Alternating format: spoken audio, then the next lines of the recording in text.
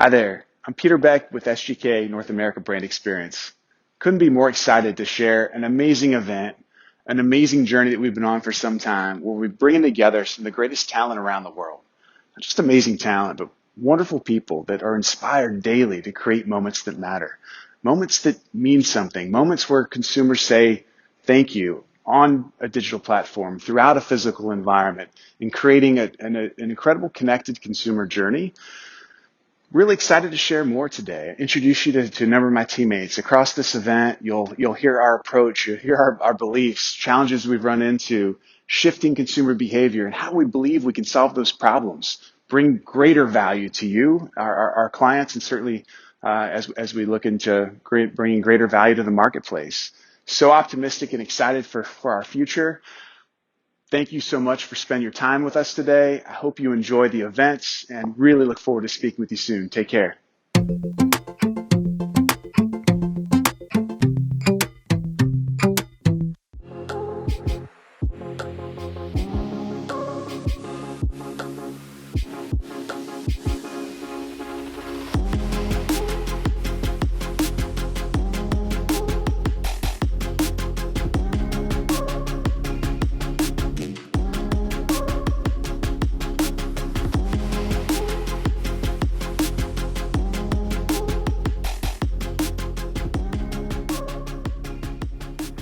Hello, thank you for joining us. My name is Kirsty and I'm here today with SDK Amsterdam's leading sustainability gurus, Marcel and Arthur. Today we'll be discussing how brands can navigate the maze of sustainable packaging design and simultaneously increase brand love.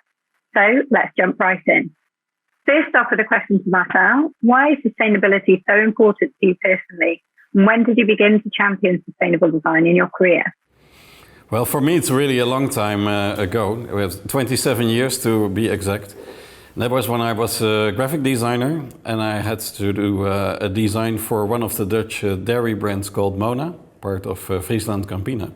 And they invented a really special kind of pack that was both circular and square at the same time. You know these kind of tubs they use for yogurts and so. And this saved as well as shelf space, materials, transport and everything. And that was really, really new 27 years ago. It inspired me because I thought, yeah, it's not only innovation, but making an effort to have sustainable packaging to be a common thing. I thought that is really important. So I started spending more and more time on it. But it was a bit early and a lot of brand owners didn't see consumers really wanting to pay for that. One of my previous agencies, Brand New, we really made a big exhibition on 100 different ways to make packaging more sustainable. And that was in 2010, because we thought it was about time to really inspire brand owners like Nestlé and Albert Heijn we worked for, to make that effort. And although most of the visitors thought it really to be an inspiring exhibition, they were all doubting if consumers were ready for it, in the sense willing to pay more for it. But I was not wanting to wait for the time being ready, and together with some friends I started a small beer brewery in the Gooi area, which is a bit posh area in the Netherlands. And having a local produce, that's of course a really good way to make a product sustainable. And that's why we started. Some local ingredients, there are not many available, but especially attention to sustainable packaging. With a very minimalist label, the smallest size we could get, to save on glues and also when cleaning, that was interesting. So that were the real first steps for me. Marcel has also been a jury member for the Sustainability Packaging Awards, which I believe gives you also the opportunity to learn at the forefront, as it were. It is really a nice opportunity this year again, and although you have to bring in your expertise, otherwise you can't judge the entries. Meanwhile, the entries are of course coming with really long and in-depth, in detail explanations on what the sustainable aspects are. The things that you normally don't capture when such pack designs are in the media. Fantastic. Well, that gives you a lot of ammo, as it were, to inform your own, internal knowledge at SDK when it comes to sustainability and design, in terms of techniques and different ways to make packaging more sustainable. So I think that probably puts you guys in a rather unique position in terms of knowledge as well, which is great. Arthur, can you share some insights into the driving forces around sustainability and how consumers are themselves driving such change in terms of expectations? McKinsey and Boston Consulting Group have published two surveys and reports on sustainability being a growing subject and of growing importance. Marine litter, for example, is seen as an iconic example actually of sustainable problems. We all know the iconic image of cotton swabs floating next to a seahorse, and also plastic bottles floating in the oceans, the so-called plastic soups. Now in governments they are responding to that growing concerns with legislation and regulations. I think one of the most inspiring examples is by the Australian government, where by 2025 100% of packaging should be reusable or recyclable. That's a great commitment. But I think one of the most compelling insights actually is global consumers. They are willing to pay more for sustainable packaging. In China, 9 out of 10 respondents are willing to pay more for sustainable packaging. In Italy, India, United Kingdom and Germany, that's around 60%. That's quite a big number. So I guess with 60 to 90% of consumers that want to pay more for sustainable packaging, with one remark, it shouldn't go at the cost of normal brand and product assets. I guess with that percentage, the most compelling driving force are consumers themselves. If consumers are willing to pay more for sustainable packaging design, as long as they don't lose out what they're currently used to receiving from brands on tap, in terms of the packaging itself, but also maybe the experience. How easy is that for consumers then to choose sustainable packaging when, what barriers are there for the consumers to identify which packaging is more sustainable? Well, yeah, it's very difficult. You can imagine that even many experts are not aligned on what is sustainable and what isn't. And if you go to the average supermarket shelf, you already have to you have to take the knowledge with you to decide, because it's not fairly clearly communicated on packs. Some brands do, especially when they've got a new pack, then they often will have these little panels or things that announce it. But in general, there's not a nice system that says, say like this traffic light, red, orange, green, to help you decide what is a sustainable pack and not. There are several initiatives in the world developing such a traffic light system to make it easy for consumers to choose. But it's not ready yet. Yeah, it's difficult for consumers. We see in our own researches that especially consumers who buy things that are more healthy, or especially buyers of organic, they really see a sustainable pack as part of the product they buy. They really want that. Instead of, in the past, consumers were struggling to solve it themselves, the issue. They now say the brands should solve it for us because it's too complicated. Yeah, I think in the same report, it says that 1 out of 2 consumers, they would like to have better and clearer communication on the pack regarding sustainability. If that would appear, then 50% would buy more green packaging. So that's substantial. The barriers to overcoming these challenges. So I think this is really interesting. We know brands are committed to sustainable packaging. We know that consumers are willing to pay more. Sustainability is such a huge topic, it's such a mammoth topic, and can be really overwhelming for consumers, designers and brands. And also let's discuss let's try and clarify the difference between sustainable initiatives and a circular approach.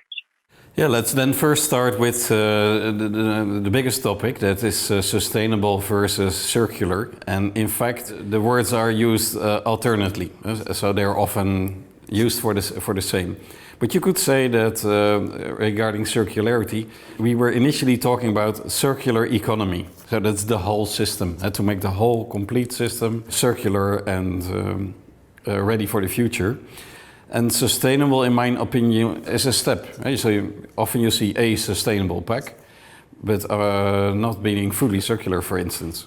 So as soon as paper is used instead of plastic, like on a Tetra Pak, it's said, oh, this is a sustainable pack, but then it's not circular yet. So there's quite a difference there. What do you think are the biggest barriers for brands specifically to make impact in this area?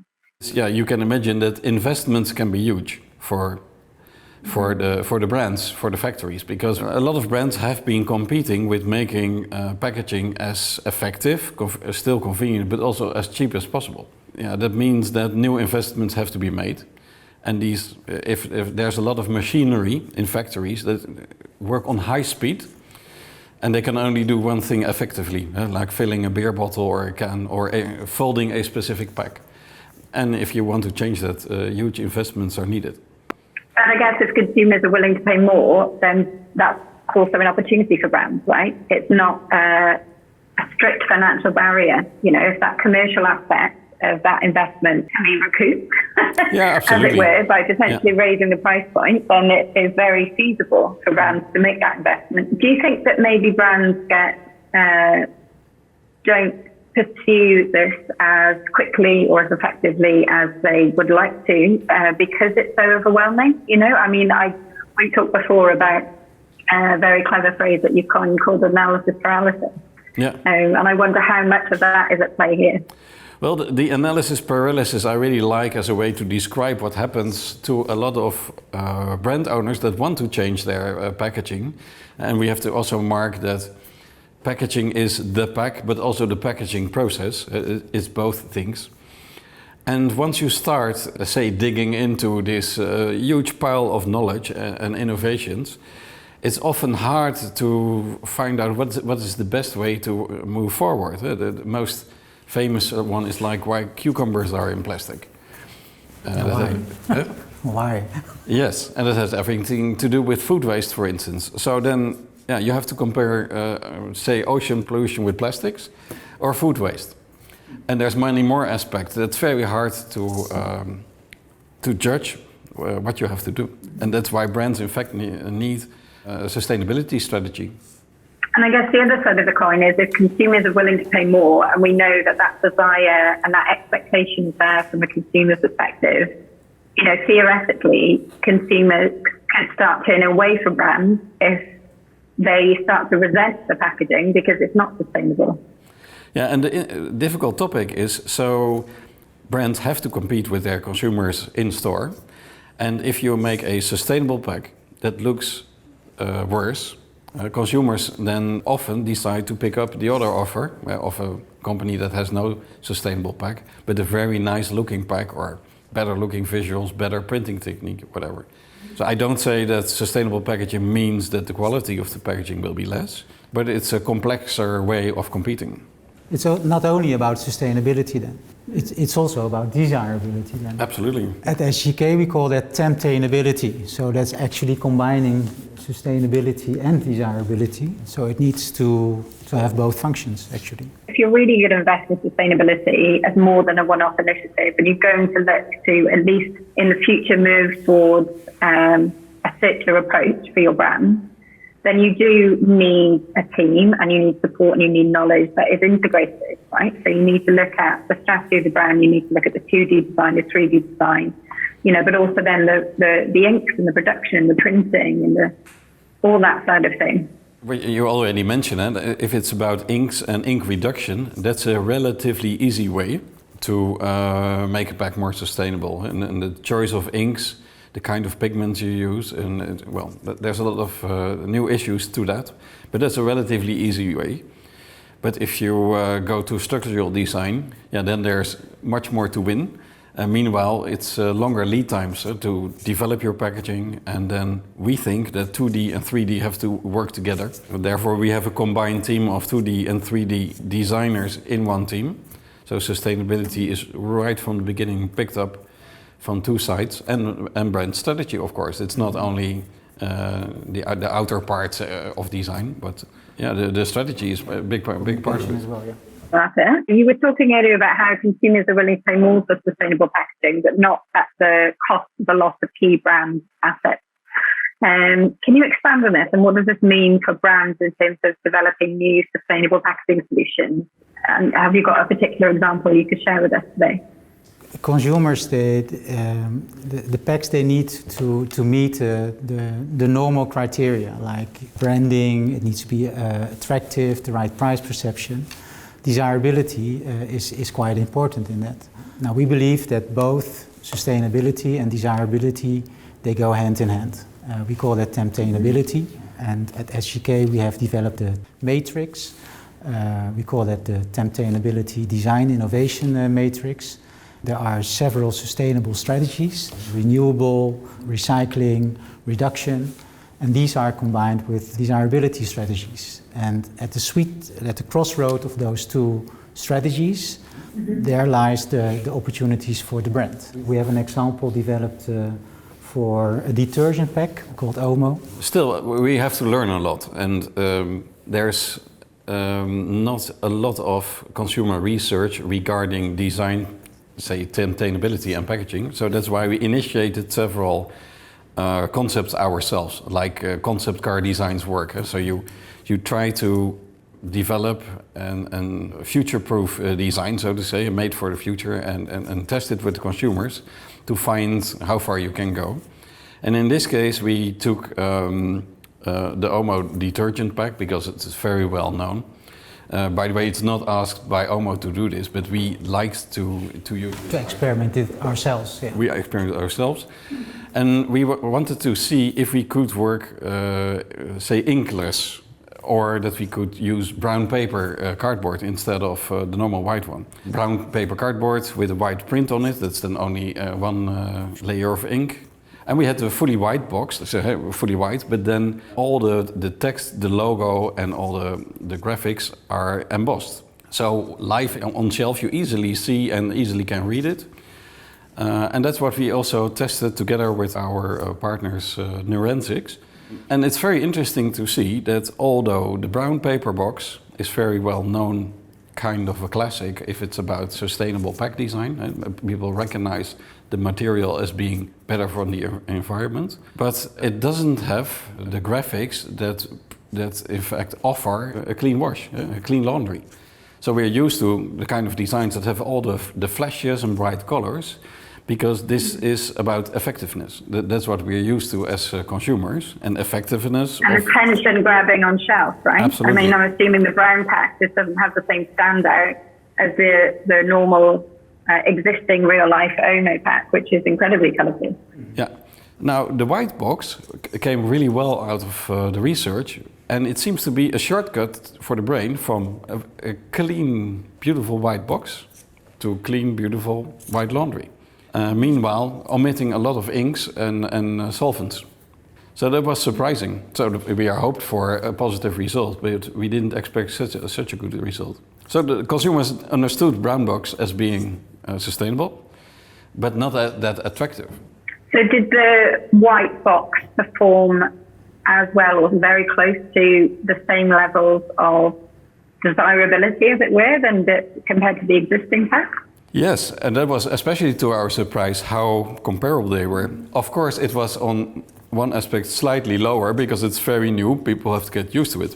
But if it's a very trusted big brand, like Omo is, Omo equals a detergent. So the trust was quite high, and then, what I said, so with the shortcut in the brain towards white laundry, it worked almost as good as the normal one. That's great. So a huge brand like Omo could essentially make quite a big step change in terms of their packaging and to create a more sustainable packaging design without risking, alienating existing consumers if the white pack is seen to be as desirable, engaging, but also has the sustainability benefits as well. Yeah. You can go beyond the normal as long as you trigger desirability. And so from a design perspective, how can packaging evolve to clearly communicate its sustainable credentials? Like we talked about the pack with Omo, removing the ink and so on. How do we make it really easy for consumers? Because at the moment, you only really know if a pack is sustainable when you finish using the product and you come to recycle it. So there's very little at the point of sale for consumers to inform us as to the choices that we're making if we're looking for something sustainable. Communicating on pack is key, And there's already a lot that is communicated on pack. So a normal pack already has many benefits being communicated in panels on the pack, descriptions about the product. So we really have to strive for a universal way to do that. If every brand starts developing it themselves, we can do it. I think a really good way would also be to use connected tools to do it. So if you want to know more, you cannot put everything on pack, especially not if you're a small label. So connected pack, due to QR code, for instance, would be a way to do that. But it also, I would imagine, gives brands a lot more flexibility in terms of their communication because they can update that information whenever they like, right? It can be targeted to specific areas of sales, specific markets, because even we've talked before about how one of the big challenges is recyclability per country and per region, for packaging that is sold in multiple regions. I think that could be a really great opportunity for brands.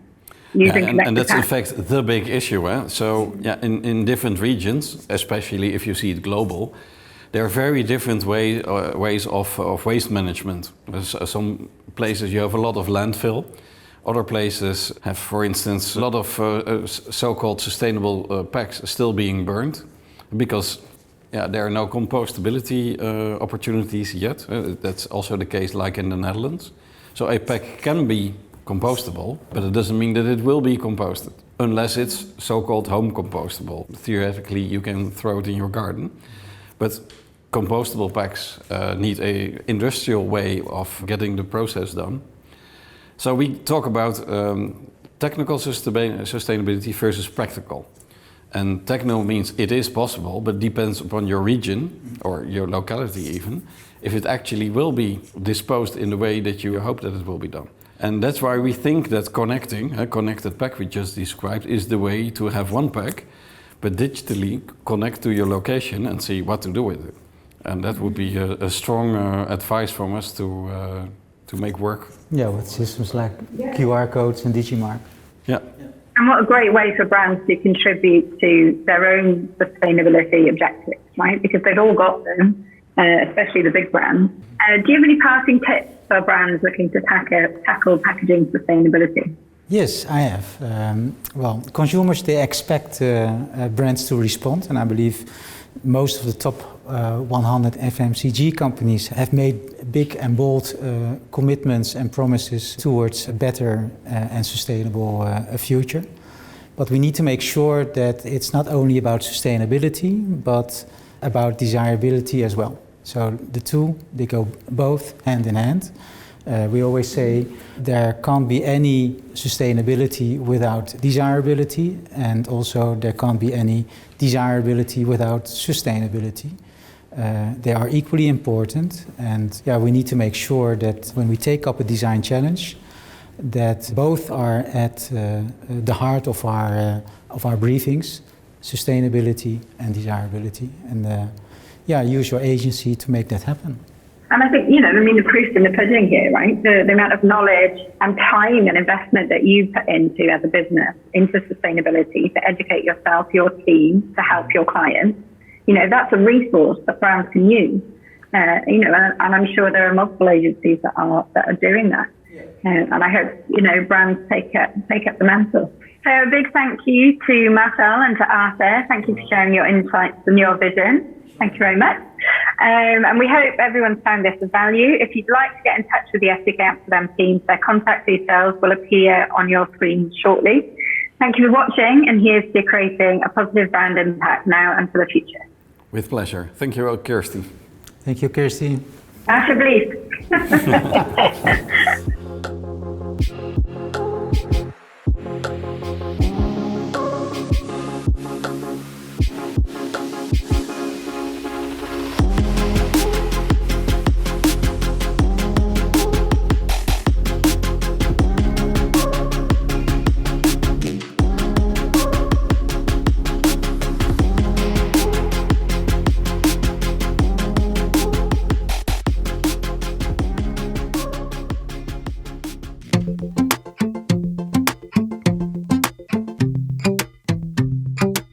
Hi, I'm François Estelon, Chief Technology Officer at SGK.